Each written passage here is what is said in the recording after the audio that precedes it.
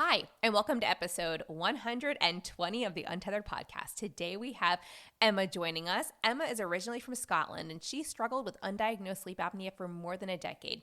Shortly after she moved to Florida with her husband, Jason, Emma fell asleep at the wheel and narrowly avoided a collision.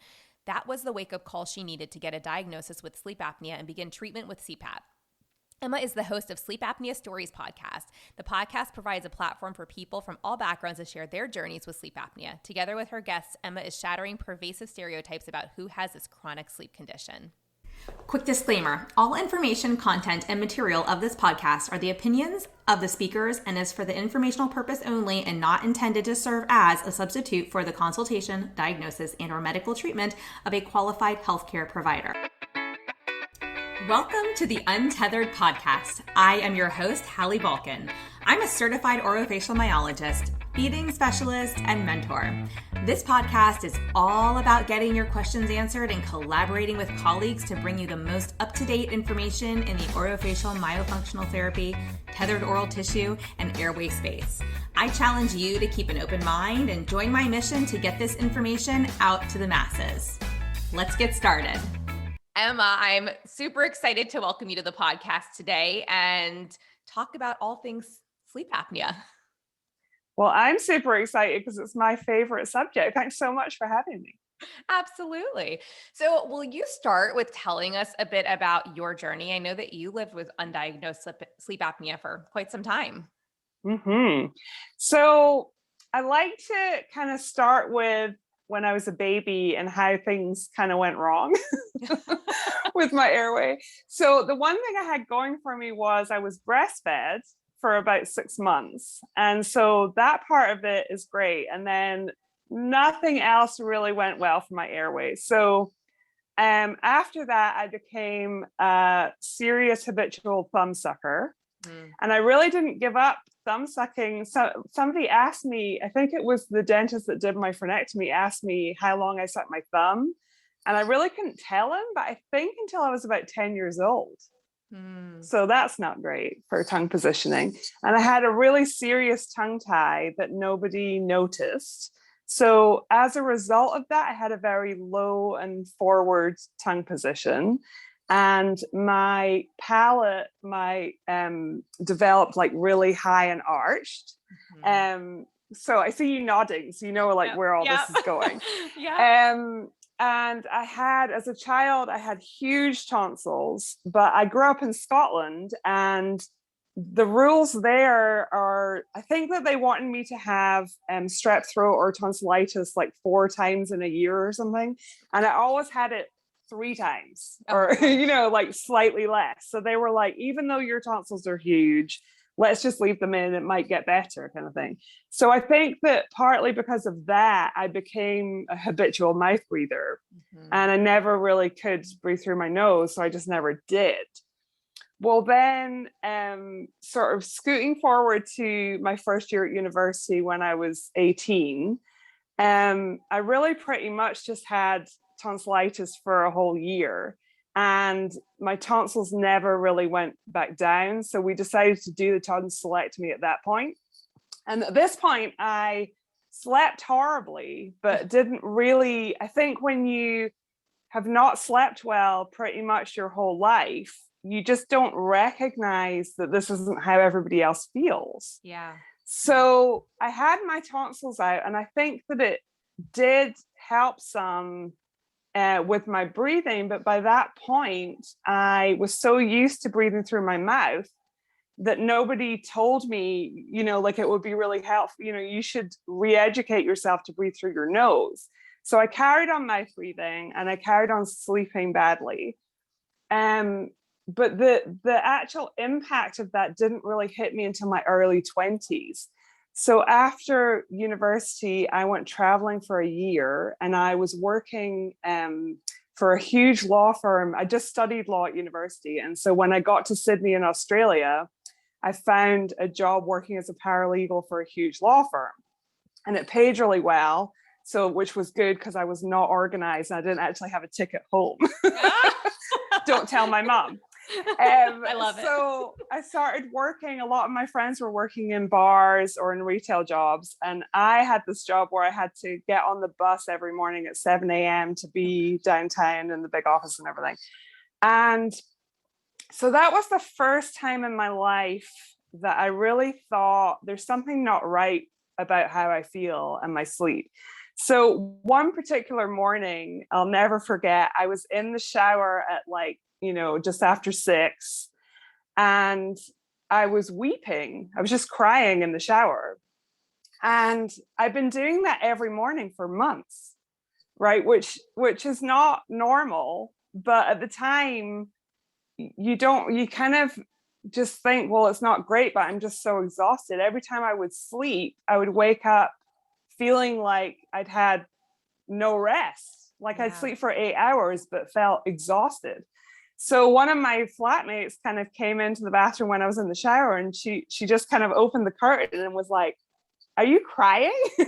And I was like, "Yeah, I'm crying." And she just was like, "Why?" And I was like, "I cry every morning because I'm so exhausted."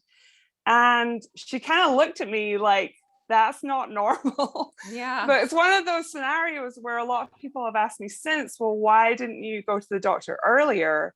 And a lot of it is being that age. And in that circumstance, you don't have a doctor like when you're traveling or whatever. So that was really the main thing. I also was like really anxious. So I was one of those like people that would like cry in the toilets at work.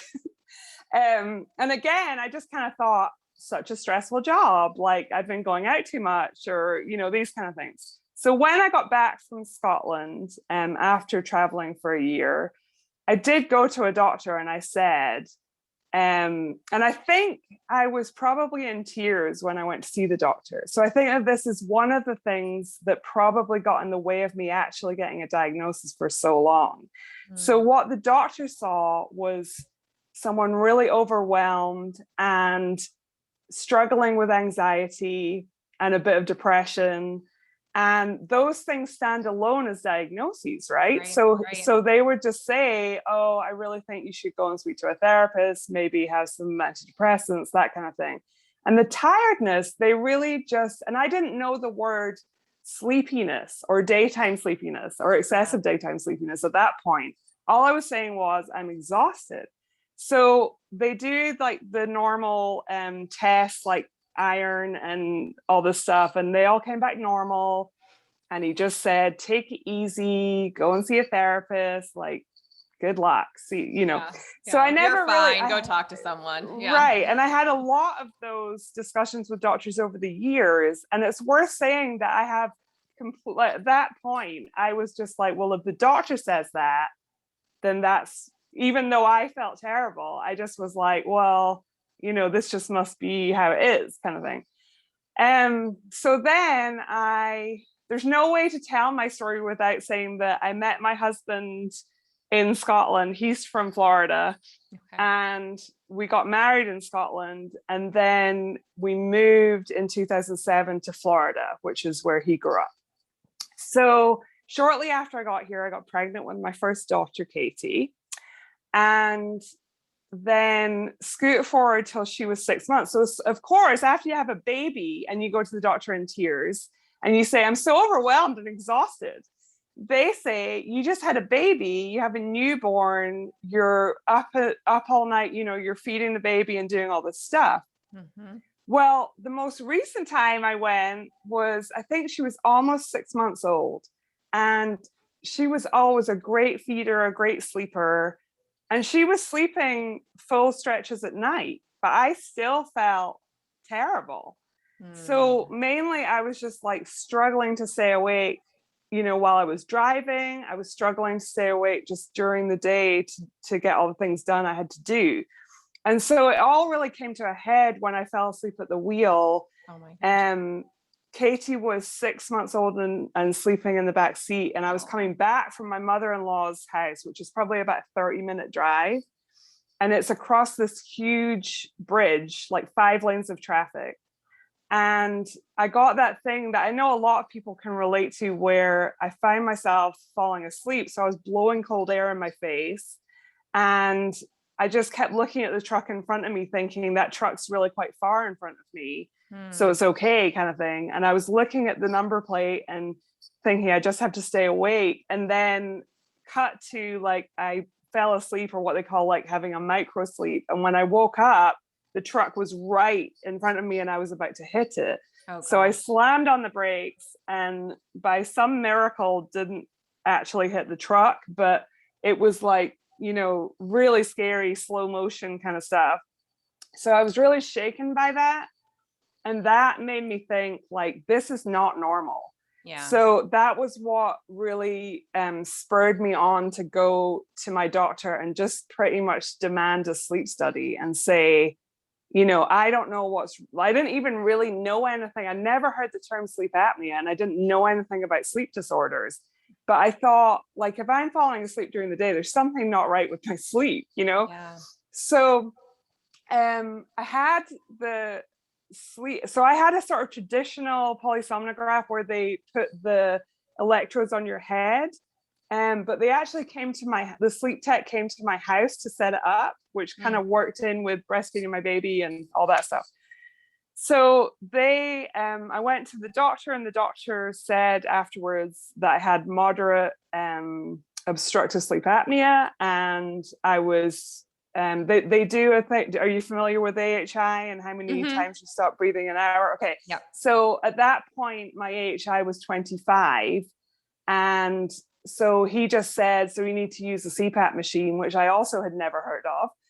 And sent me home with the Cpap machine to try and figure out.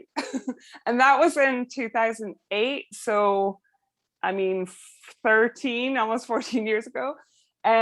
So I really was a Cpap user I had a terrible time to begin with. It's a really difficult therapy to get used to for a lot of people. Yeah. So it probably took me about 6 months to kind of find the right mask, figure out like that I needed a humidifier, like all the settings we had to change, like just a lot of, there was a lot to it, you know? And so then I kind of settled in and it did help me. For some people, CPAP is this miraculous, they feel so much better the next day. It really wasn't like that for me, but I continued.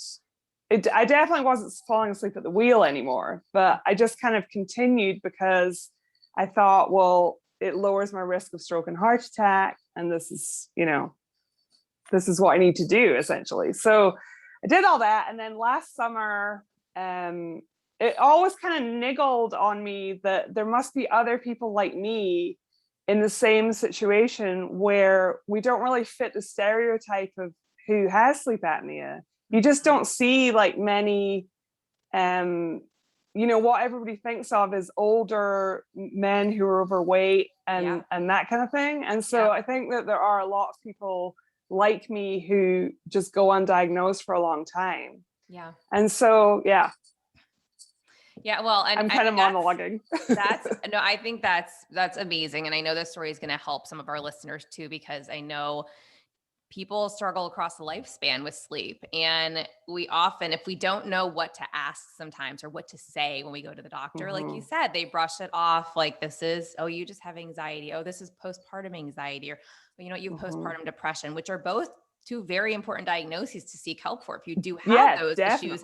But if it's exacerbated by poor sleep or caused by poor sleep, in addition to all the hormonal changes, you know, and if you're outside of pregnancy and postpartum and you're someone who's struggling, it's really hard. I mean, I've had 3-year-olds with obstructive sleep apnea and massive tonsils and, you know, emergency tonsillectomies. I've had children, teenagers with obstructive sleep apnea. I've had plenty of women with UARS, with upper airway resistance syndrome. And that's where, you know, that's me. Like I am the person who's had a home sleep study and they're like, you're fine. Yes.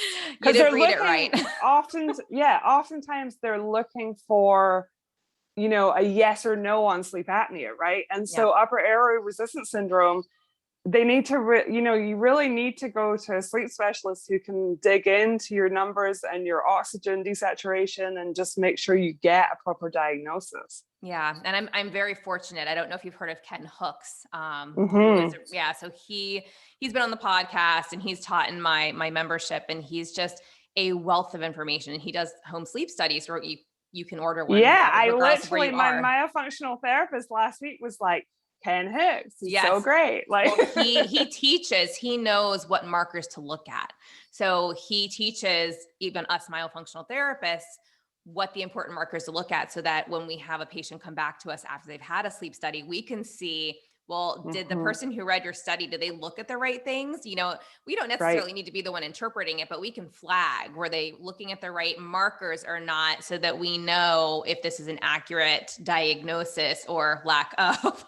Right. You know, we're not diagnosing it, but I think it's so helpful to be having these conversations, because people don't realize all the intricacies that happens when your sleep is off, and when it's really becoming a big problem. And one of the things that you said that I've never stopped to think about was how long it takes to adjust to something like Cpap therapy. I have a family member who uses it, and I know there's very particular things that need to be in order for it to be successful. And, you know, that's down to a science now for that particular person. But I mean, 6 months is a long time. And I'm going to imagine that many people are going to just say, you know what, this doesn't work. I don't have the time or patience or energy for this, and screw it. And they're just not going to use it. Yeah. And, you know, and it almost sounds like there needs to be more support around that.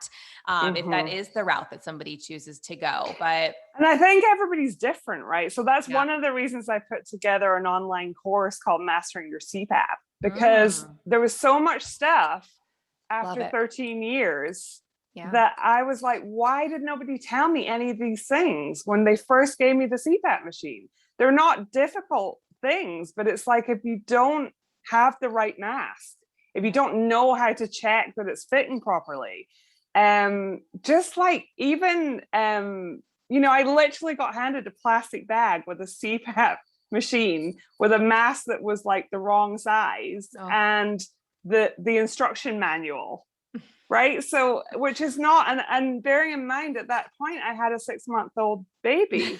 You're like, so I need one more thing like, to do, please. You know, I really need to, like, you know, struggle and read this whole like very dry manual. So yeah, that's definitely a challenge with Cpap. And there are a lot of people, like you say, that just abandon it, which is really tragic, because the actual results of undiagnosed sleep apnea, like stroke, heart attack, it's really serious on your body. Yes. Yeah. Well, and so I know that you also mentioned that it wasn't really treating the underlying cause of the sleep apnea. It's sort of like a Band-Aid. And I don't want to downplay Cpap because I think it's a very important therapy for individuals who choose to use it or who really need it. But getting down to that underlying, the root cause, which is what we talk about so often in my courses and on here. And yeah, I mean, so for you, what do you feel, or what have you learned is more so the root cause of your sleep apnea and your sleep issue? I've learned so much. You've gone down the rabbit hole. So I've gone down the rabbit hole. So last summer, I think honestly, the whole thing with me starting my podcast and everything probably wouldn't have happened if it hadn't been for being home with my children for COVID. Yeah. Because like, I just was kind of looking for something to be like, mommy's in the closet. Like, you can't come in. Break time. So I considered for years doing some sort of blog to kind of share my experience with Cpap and maybe help other people that had that tough time I'd had in the beginning. And then I thought, well, you know, I do love to write, but what I really love is connecting with people in conversation. Yeah. So last summer, I thought, I listened to a podcast which basically said how easy it was to start a podcast. Yeah. And so I kind of thought, well, maybe I could try that. So in the beginning, my goal really was to help Cpap users get better at using their Cpap. Well, little did I know that I was about to just like learn everything there was to know about sleep apnea and all the underlying causes of sleep apnea. Amazing. So I read, I think along with a lot of people, I read James Nestor's book, Breath. And I spent the whole of that book thinking, oh my word, that's me. Like, I'm breathing through my mouth all the time and I have a high arch palate. I, you know, like literally am the poster child for sleep apnea, like pretty much. And then I had a dentist called Dr. Natasha Sarwar on my podcast. And she started talking about nasal breathing and how vital nasal breathing is, and tongue posture and mouth taping and all these things. So after that conversation, I really started digging in to exploring everything. And one of the things she mentioned was myofunctional therapy. Mm-hmm.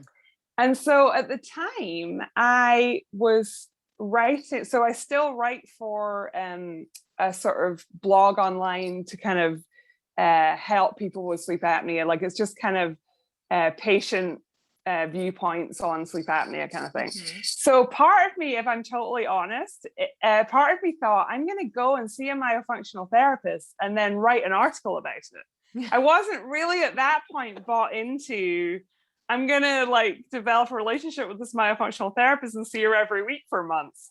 So I went to see, it was Caitlin Schrum, who's here in Jacksonville. Love her. She's amazing. So I went to see her for this intake, and it was like an hour and a half, and it was really in depth. And I remember getting an email from her right before I went, which said, bring all these different textures of food. And I was saying to my husband, like, why do I have to bring food? This is really weird. I just thought she was going to look in my mouth and say, you know, like, tell me something. So we did, which you know all about, right? So she looked at everything. She looked at how I walked. She looked at how I ate, how I was breathing, how I was talking. Mm-hmm. And I never even really focused on the fact I had a lisp before I went to see her. And then she's just kind of like writing down all the stuff. And her report was really eye-opening, where she's essentially saying, I'm not chewing and swallowing properly. I have like, I can't say S's properly. I'm, you know, breathing all the time through my mouth, you know, all the different things. And then one of the things she mentioned was, I also have tongue tie. So she was recommending at some point I would need a frenectomy. So that was the first time anyone's ever said that to me. And I went home and I started reading all about frenectomies. You're like, what is this? What does she want me to do? Yeah. And so after I read her report, I thought, well, I really need to dig into this. So I started seeing Caitlin every week. And so right when, you know, we were doing it on Zoom because of like COVID and everything, but it really was amazing. Like, you know, just starting those exercises and realizing that when I put my tongue to spot or I did any of those things, it wasn't possible to relax my face and my neck at the same time. Mm-hmm. So she we worked together for a few months, and you know, we talked about if I would have a frenectomy, and I thought I would. And the only dentist really that we know in this area that could do that knew what myofunctional therapy was and all the different stuff, was a pediatric dentist. So I went to see him, and he said, yes, we can definitely do this, but I want your myofunctional therapist, Caitlin, to say when it's time to do it. Fantastic. So we worked together. Yeah. So that I saw that as a good sign from what I'd read. Mm-hmm. And so he was really nice. And so I carried on working with Caitlin. And then we got to the point where she thought that the strength and the I was about to say maneuverability. I don't know if that's range of motion. Range of motion. There you go. We got to the point where my range of motion and the strength of my tongue, she thought was like perfect for doing the frenectomy. So in February, the beginning of February, I went and had the frenectomy done. It was not my favorite. That's okay. Nobody said you have to like it. Right. So I think that too many people were talking about like having your tongue snipped and like cute little phrases like that. And I was just like, oh, okay, great. And I think that, yeah, it was definitely a procedure. Yeah. So they did it with a laser. Mm-hmm. And then, I mean, goodness, like for the next 2 weeks, I had exercises from Caitlin, exercises from the dentist. Like I was just doing exercises all the time. And then it healed okay, and that was fine. And I did, so on the actual day when I had it done, it was kind of bizarre because I felt like, so he obviously gave me the anesthetic in my tongue. And then as soon as he did it, I felt like really warm, like all over my face and my neck. And he was like, "How does that feel?" And I said, "Well, I won't know anything until the anesthetic all wears off." And I was touching my face and my neck. And he was like, "The anesthetic's really only in your tongue." And I was like, "No, but it feels like really warm and, you know." And so then, and he just kind of was like, "Yeah, that might just be the release from all the tension that, your tongue's been pulling against all this time." But I'd read about that, but I was kind of thinking like, that can't be what this is. This feels like I've got drugs in my face, right? So then when I was driving home, I kind of like realized like, this is how my face feels now. And like I totally cried for like most of the way home because I was so relieved. So yeah, I think like if people, are considering a frenectomy and, they're not sure, I really would recommend it. Because it made a big difference. Yeah, when you're working with a team who knows what they're doing, so you're doing the myofunctional therapy, that pre-op therapy, and you determine yes, the frenectomy is necessary, and you have a good release provider who works closely with that person, and they both know how to, advise you post-op. It is work, and we tell everyone this is a journey, and you have to put work in. It's not, and that's one of the issues out there is so many people will take their kids or even themselves as adults. I know SLPs who have done this. They go and they just get their tongue released and they're like, "Oh, it didn't do anything." And for some kids, it made it a little worse. Well, yeah, if it reattaches because you didn't know what to do post-op, sure, it can become more of a problem. But if you're doing it as part of a holistic care plan with the right professionals and they're guiding you and I joke because I'm like, I'm probably not as great of a patient as I could be myself, even though I do this work. They say that about all people in the medical space, right? Yes. Like if anybody in the space makes the worst patients.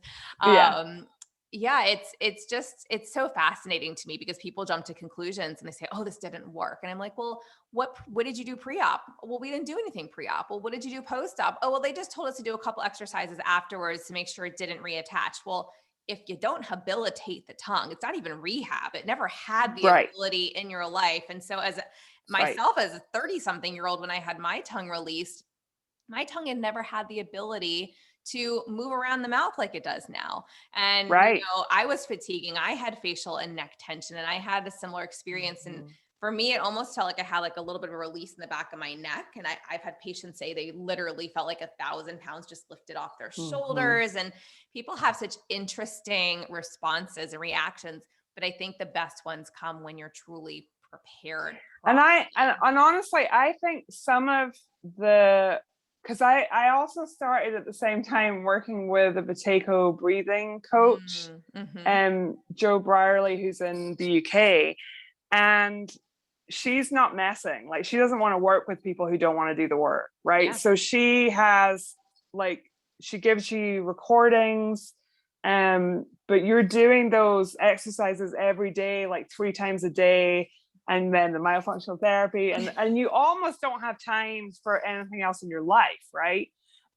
So I think that one of the things with me is I'm so motivated to improve my sleep apnea that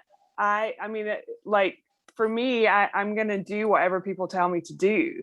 Whereas I think if people are not impacted like that, they're kind of like, So I think for people that have sleep apnea, like, I can't recommend it enough, but if you're going to do it, you've got to do the myofunctional therapy exercises. You got to be fully bought in. And we tell people that, on our team, when they come and work with anybody on my team, we always tell them, this is a journey, and there's going to be several phases of this journey together, and it could probably wrap up in, maybe 4 months if you're real. And this is a traditional case without like medical complexities involved. Yeah.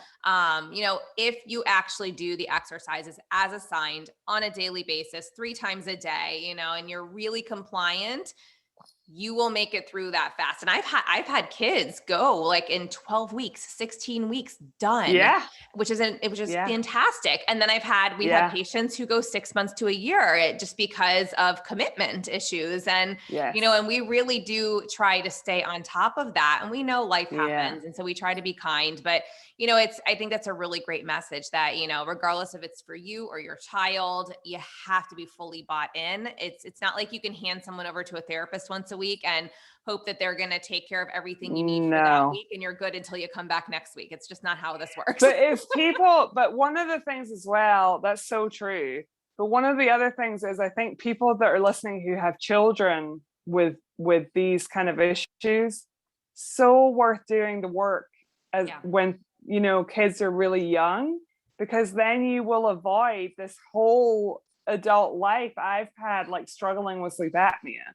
Because like I know even for I have 2 daughters, one's 13 and one's 8. So when the 8-year-old was maybe 5, she went through a little phase where, and of course, because this is all that I'm into, I'm like sleep disordered breathing, she's like sweating and like, I don't know, I think maybe, I'd be like commando crawling in her room at night and being like, her mouth's open, there's something not right, So she actually had her tonsils removed.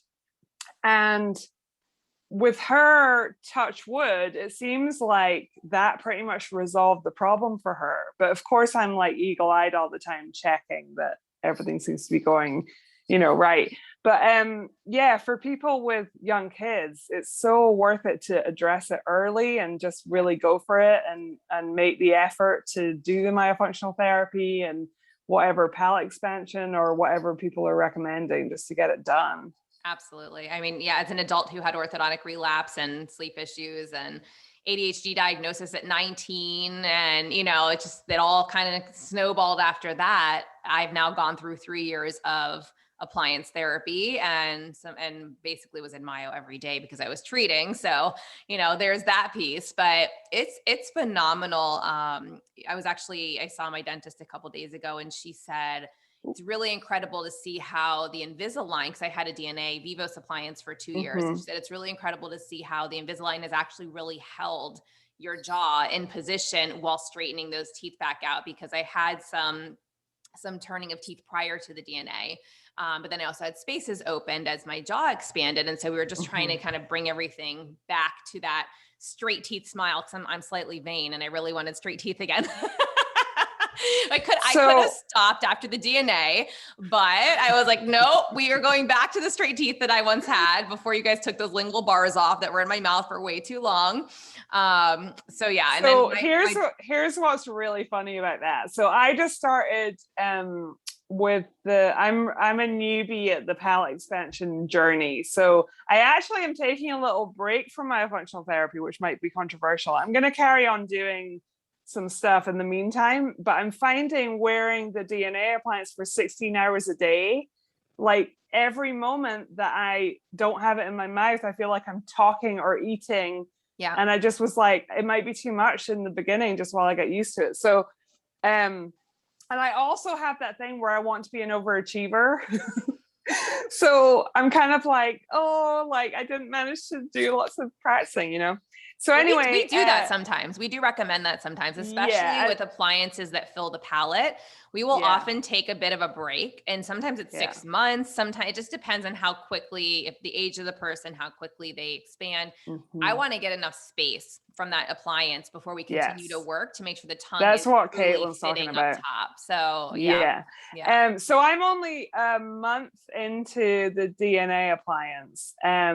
But it's kind of funny. I interviewed somebody on my podcast last week called Chandra, who had done the vivos treatment for 2 years. She had sleep apnea and she did that for 2 years and it got rid of her sleep apnea, which was really amazing. So that's what I'm really very much hoping happens to me.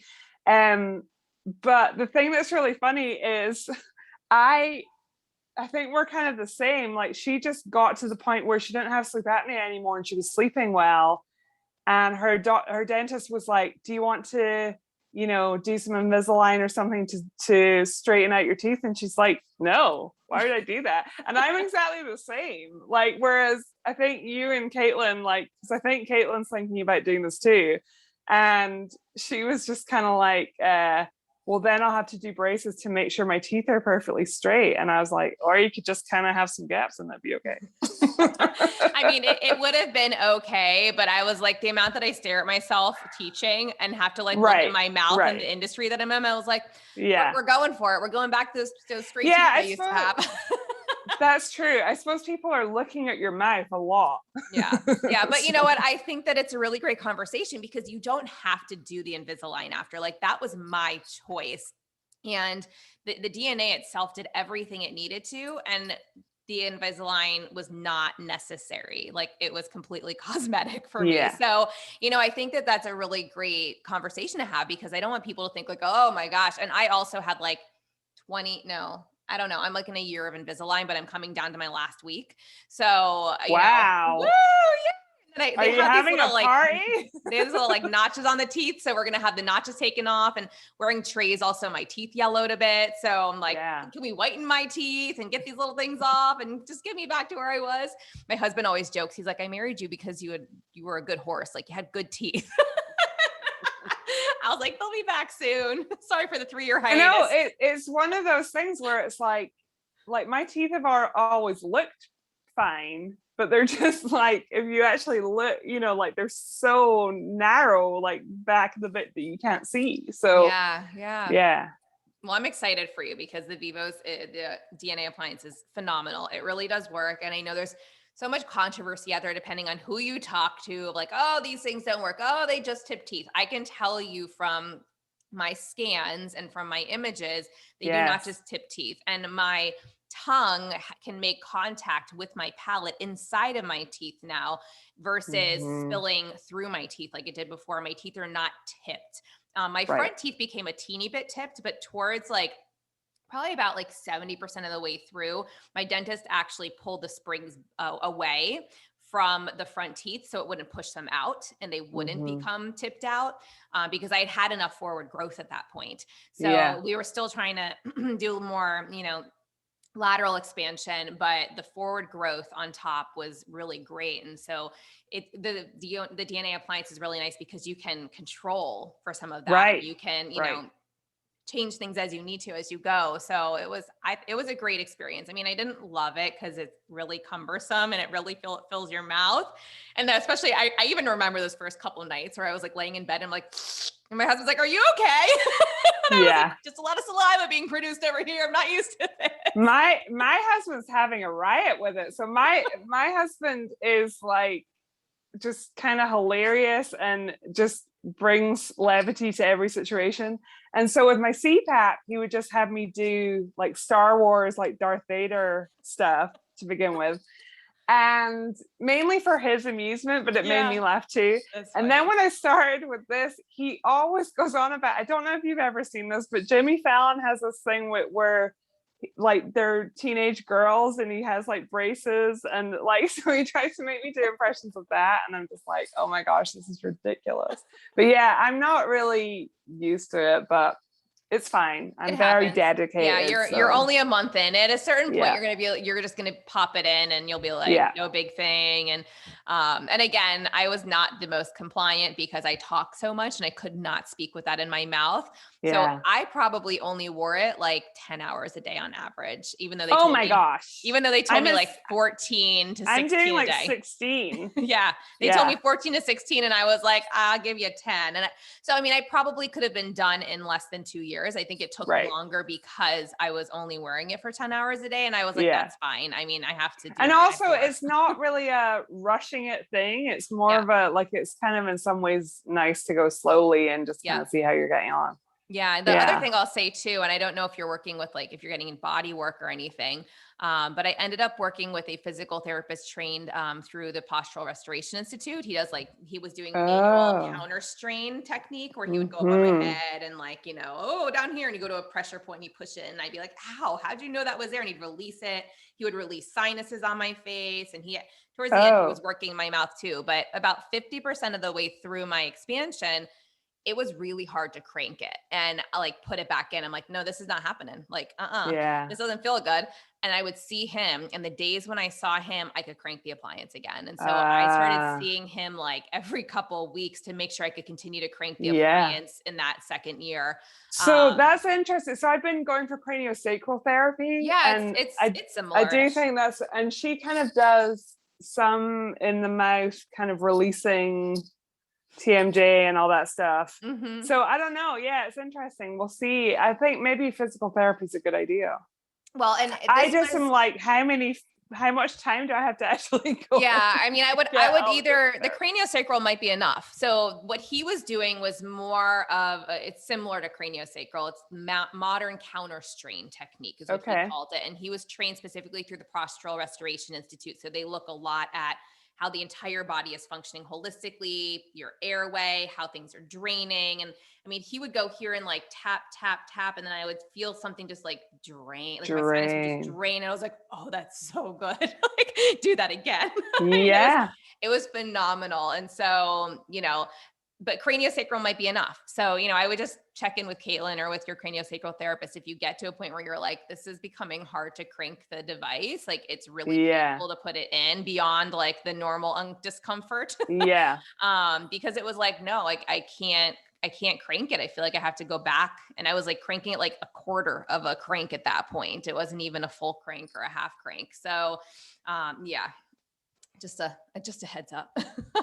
So you can maximize, the growth that you're able to get. Because did you do, so I'm in a little Facebook group for people doing like DNA and mRNA, and they all seem to be obsessed with mastic gum and chewing hard things all the time.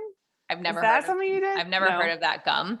Not in that Facebook so group. Gross. Yeah, I got some and I'm just like, I'm not chewing this. It's awful. So, okay. That's interesting. I mean, so the idea I think behind chewing harder things is it's really good for jaw development. But I'm going to be honest with you. Right after I cranked that appliance, my things were moving. Like it hurt, and I was not wanting to eat hard food. So I ate my normal foods, my normal diet. And like I eat meat, chicken, steak, I eat stuff like that. But I didn't change my diet, necessarily to develop my jaw anymore. And I will tell you, I got a jaw and I got like cheekbones, and I was like, I didn't have to do anything to my face. And I feel like I had work done. This is phenomenal. Even my dentist was like, she's like, you have a jaw now. I was like, oh no. That would be so nice. It was such a good side effect. Yeah. So anyway, anything else about your journey that you want to share with us, or we covered a lot of it? I think that's most of it. Awesome. Well, tell us where to find you. I know you mentioned your course, and you've got your Sleep Apnea Stories podcast. So how do they find that? If they want to? So the best place to go is sleepapneastories.com, and it has links to everything. And then for my podcast, there are links on my website, but also people can just search Sleep Apnea Stories, and it's on all the main podcast places. Awesome. And then they can find you on Instagram under Sleep Apnea Stories. Yeah. Right? So it's just the handle Sleep Apnea Stories. And I love, I kind of spend a lot of my time DMing with people, and, it's my favorite subject. So I love hearing from people about their journeys. Amazing. Well, Emma, and I'm always, sorry. No, go ahead. Yeah, I'm always sort of planning ahead I'm just coming to the end of my, I do seasons of 10 episodes. So I have my last one this Wednesday, and then I'll be off for a month, but I'm already working on the next set of episodes. So if there's anybody out there who has a story about their own journey with sleep apnea, I'm always interested to hear those. So you can reach out through my website or on Instagram. Absolutely. Thank you. And I'm sure there will be plenty of people who are listening that that have been through their own journey, either with their child or themselves. So it's a really great resource that you're providing. I love that, it's cool because COVID birthed so many different things and I love seeing the ones that were birthed that really truly help people, especially, we always say airway is everything. If you can't breathe, you're dead. So it sounds so morbid, but it's true. It's so true though. That needs to be the number one attended to medical complexity. And it certainly makes it worthwhile just when I get messages from people who say, your story is my story. And, people who have never been diagnosed with sleep apnea and go to their doctor and ask for a sleep study because they've heard me talk about it. So that's what keeps me going, is just like the impact you can have on people's lives. I love it. I love it. Absolutely. I can totally relate to that. I joke. I'm like, this podcast didn't exist when I went to look for it. And so I obviously had to create it. I'm like, and here we are almost 2 years later. And it's just incredible to see, because you really do get to start connecting with people. And that's what makes me so excited, is bringing the information out to people who would not have either heard of it or had access to it otherwise, so that they can get the help for themselves or their children. And, there needs to be more of this, more awareness, more information readily available. So when people hear these stories especially the stories that you're sharing, they go, holy cow, that's me, or that's my husband, or that's my friend, or that's my child, and it's incredible when you can really improve your health because you heard somebody's story that you related to. So thank you for what you're doing. It's really awesome. Well, thank you. And thank you for your podcast too. Absolutely. All right, everybody. We'll make sure that Emma's Instagram and website and all the good stuff, we've got a link to her course as well. We'll put that in the show notes. So everybody can grab that there. And thanks for joining us. Thanks so much for having me. Thanks for listening to this podcast. If you want to hear more of these myo, tots, airway, and feeding related episodes, be sure to leave a review on Apple Podcasts or pledge a small amount on patreon.com/the Untethered Podcast. If you found value, others in this space will too. So be sure to share this episode on your social media platforms and join us over on Facebook, on my Facebook page at Hallie Bulkin Biz, on Instagram at Hallie Bulkin, and you can head over to theuntetheredpodcast.com to grab a copy of the show notes, where you can also subscribe to be kept up to date on the latest podcast episodes.